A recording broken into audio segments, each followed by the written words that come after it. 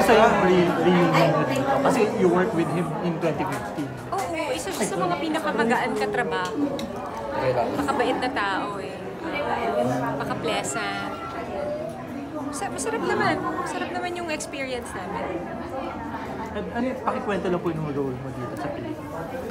Role ko dito, isang yung typical na misis ng ganun. Nagsimula sa ligawan, tapos naging mag-asawa. Siyempre yung totoong buhay ng mag-asawa, kung ano ba nangyayari talaga sa kanila. Anong genre po ito? Rom-com pa rin? Rom-com? Opo. Yung sitcom ni Dennis, nag-start na ba ang taping? Sitcom, po yung series? Series yung sitcom? Hindi pa po. Baka next week. Next week po. So, anong klaseng serye yun? Action po ito. Para maiba naman sa mga typical na ginagawa namin ni Ano pa pwede mo i-share sa amin tungkol doon? Sa ngayon, yun pa lang. So, wala pang ibang update. Yun ang first project mo after signing ng contract. Oo.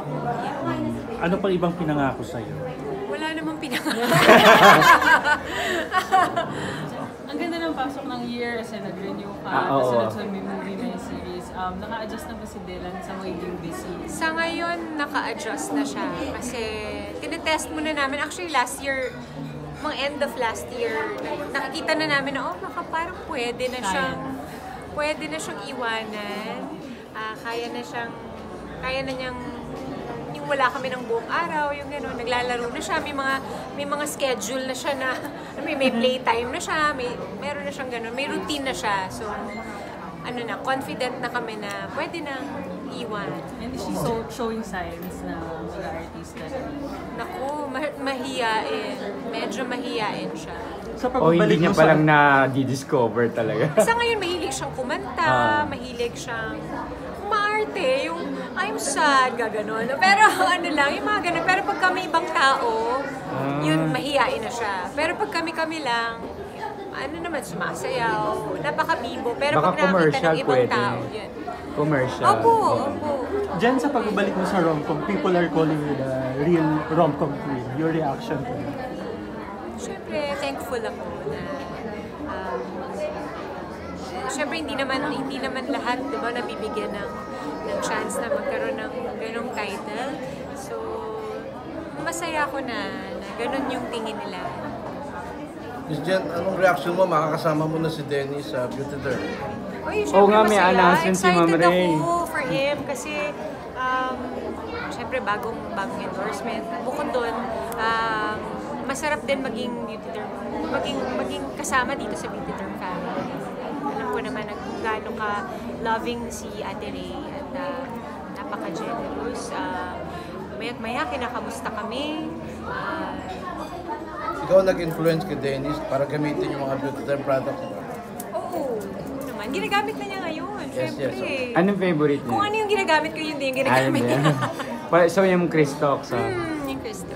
Diyan, ano pa yung mga hope mo for 2025? And ano ba yung lucky charm mo na maituturing? Or sino yung lucky charm? Lucky charm ko, ever since naman si Jazz talaga, since nung lumabas si Jazz, since nung lumabas yung firstborn ko si Jazz, talaga dire-diretso yung swerte sa buhay ko.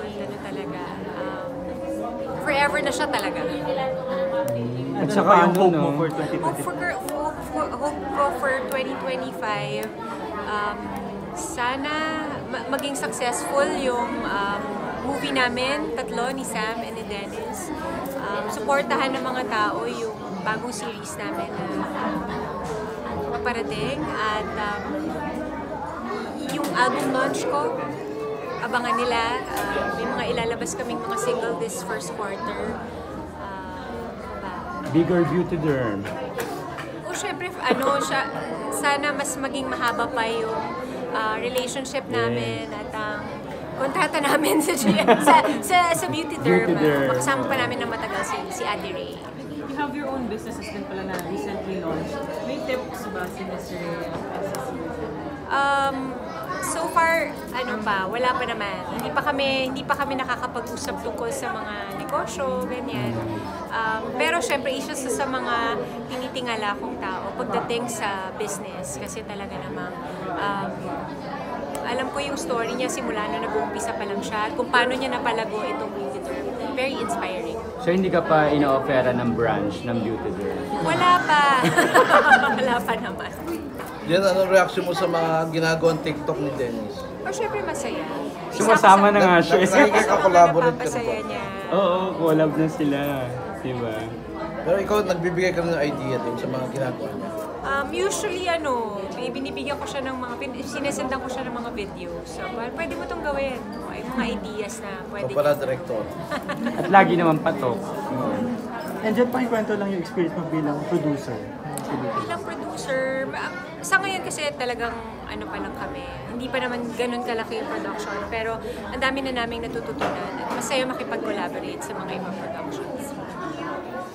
Jen, kung gusto mo lang message lang sa dati mong kalab kay Mark Heras, na alam naman natin napaka-controversial na yan. Ay, ano po? Wag na. Wag na Oh, daw. sige. Kabait kami eh. Hindi ko din So, po ano? alam. Sorry po. Wala po. Oo. Hindi na po ako nanonood ng news at wala na Okay. po.